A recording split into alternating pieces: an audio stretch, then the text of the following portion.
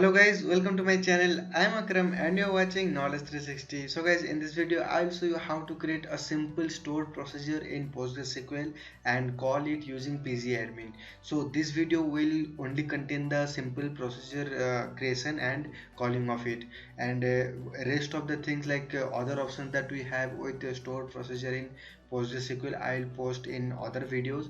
So to get the updates, please subscribe my channel or visit the playlist to check those videos. So let's start from this video. So for that I'll be creating a demo table first.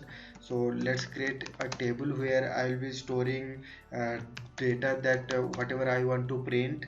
So create table, the schema name is public, and the table name is like testing, and I will take one column only, like demo column. Okay, and it's a type be text. Okay, so let's create it. So the table is created. To check that, go here and see the table is created with all these properties like column, demo column.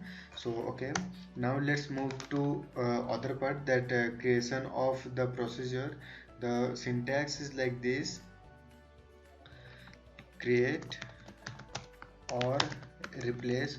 Why I'm writing or replace? If it's a existing one, then it will replace, but for now it's not there is no procedure, but it's a good practice to write like this: create or replace, and then the keyword procedure, and then the procedure name. Next schema is public, then the procedure name, let testing procedure. Okay, so testing procedure, and I need to mention language will be PLPG SQL, and then I'll write starting body part from here. Okay, now I'll say declare. Now I'll declare one variable like v message, and it's of text type, and then my begin block starts begin, and then after I will assign any value to it that I want to display or to store in the table, like v message, like hello Akram. Okay, so this is my message that I want to print or whatever I want to do or execute, and now I'll insert this message into the table that I had created for demo purpose. Public dot testing, the column name was demo column, and values is like, the values is v message. So whatever stored in this variable, v message variable, it will be displayed here. Okay, so now the message insertion is done.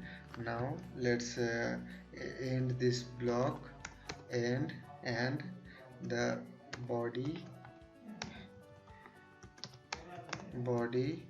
Now this is all about that I have created the procedure from it, and I will execute it now.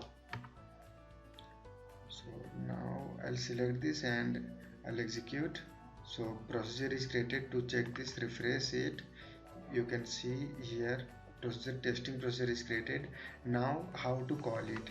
Okay, so it's a very simple, right, just call this keyword and then function name public dot testing procedure.